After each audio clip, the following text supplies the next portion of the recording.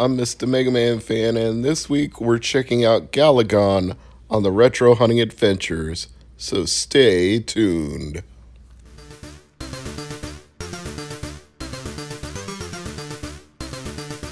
Yo, this is Megaran, and you need to rock and or roll on over to Mr. MegaManFan's YouTube channel, because it's all that rush to make it happen. Peace! So back in December of 2019, the AtariAge.com store released a new slate of homebrews, ports, and various titles for Atari consoles. One of them that immediately caught my eye was Galagon, a port of Galaga to the Atari 2600.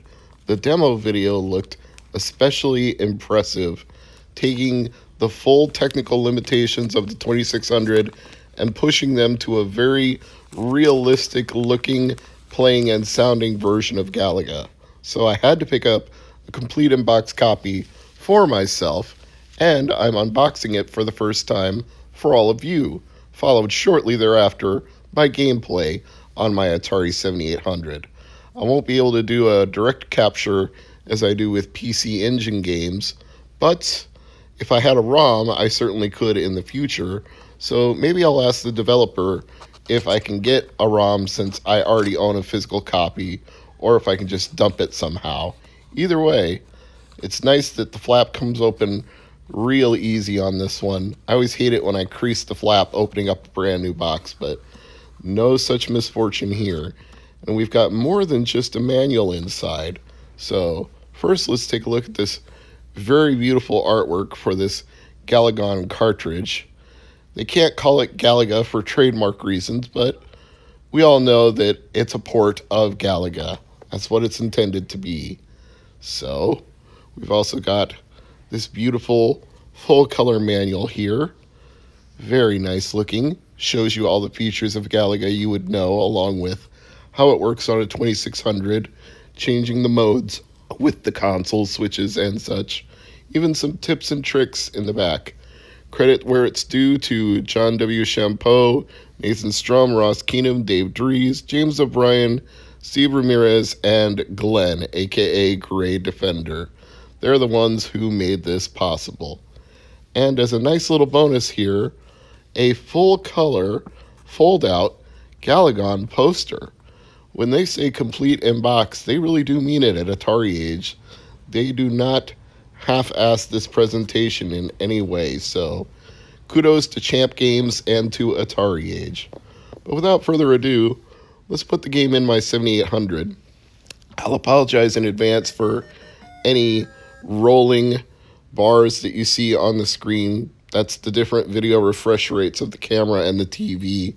This happens when you're using CRT, and again, since I don't have a ROM, there's really no other way I can do this, but you should be getting the idea already that this is very much Galaga on an Atari 2600.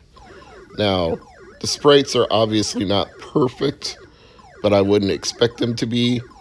They're close enough, though, and the fact that there are scan lines doesn't detract from the experience at all. In fact, it actually makes it feel more like an arcade game. It gives it that little bit of, how shall I say, pixel emphasis, because it makes the pixels stand out more, considering there's like tiny little gradations of black lines between each row of pixels. So I think it actually makes it look more aesthetically pleasing. And of course, as is the case with Galaga, you can get your ship captured and then recover it from that mothership and get a double wide ship so that you can shoot out enemies even faster, which is especially useful for the challenge stages, because you want the double wide ship so you can get all of the enemies that are in the challenge and collect the 10,000 point bonus for a perfect score, which I freely admit to you, as I'm voicing this over, I was not able to do that once during this run, and I'm very disappointed in myself for that. I came close a couple of times, 39 out of 40, 38 out of 40, always managed to miss just one thing. which is really, really odd to me because when I play this on MAME, I can usually get 40 out of 40. When I play it on a real arcade, a dedicated Galaga cabinet, I can usually get 40 out of 40. So maybe my timing is just a little off because I'm trying to film it at the same time I'm playing it, and that's getting the better of me, nerves and such. Or maybe I'm just not in the rhythm of this version of Galaga. But again, I have to say, working within the limitations of the VCS hardware, this feels, looks, and sounds very much like a Galaga game. I don't think you could get any closer than this to playing Galaga on an Atari 2600, which, for so many reasons, it probably should not have even been possible for it to be this polished and this good looking. I mean, just take a look at my recent Pac-Man Atari 2600 video where I defended some of the things about the game working within the limitations of the VCS as it was known at the time, and then compare it to this. This is the knowledge that has been gained over 40 years of programming for the VCS. When Pac-Man was made, there had only been a few years of accumulated knowledge about how to trick the VCS hardware into doing amazing things. And now, the homebrew scene for this console makes NES quality games on a system that is inferior in almost every spec to an NES or a Sega Master System. It shouldn't even be this good, but this is as good as the NES version of Galaga. It's graphically, I wouldn't say better or worse. It's just, they're both equally close to being like the arcade. They're both satisfying to play. And I'm playing it with a very unique controller.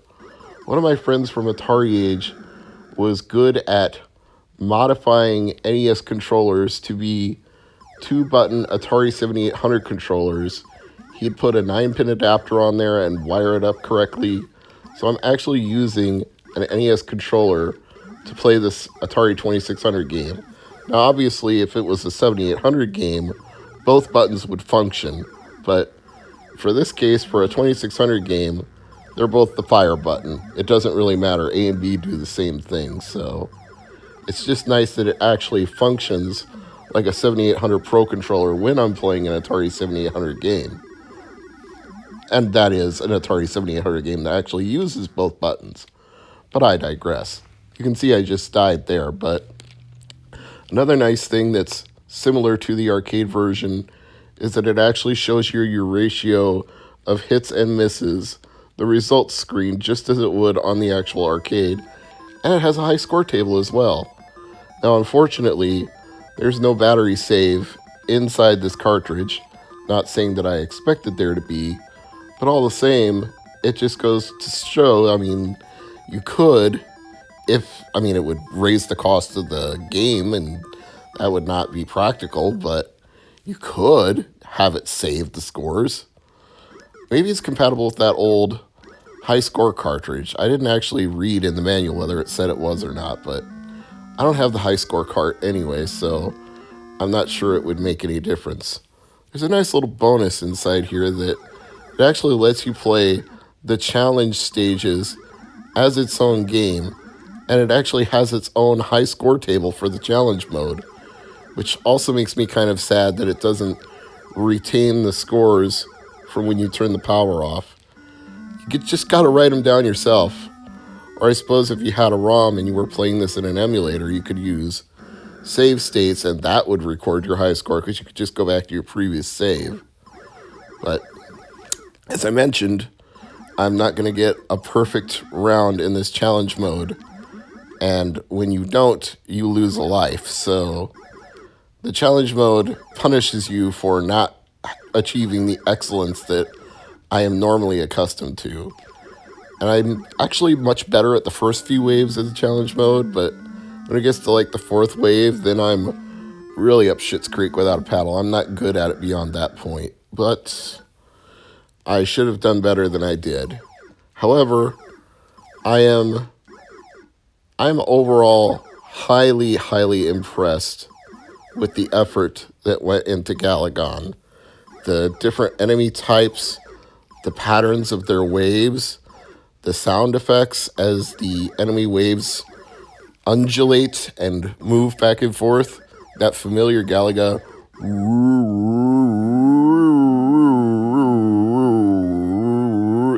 that sound you're just used to hearing in the arcade. It's there. It's right. It sounds good.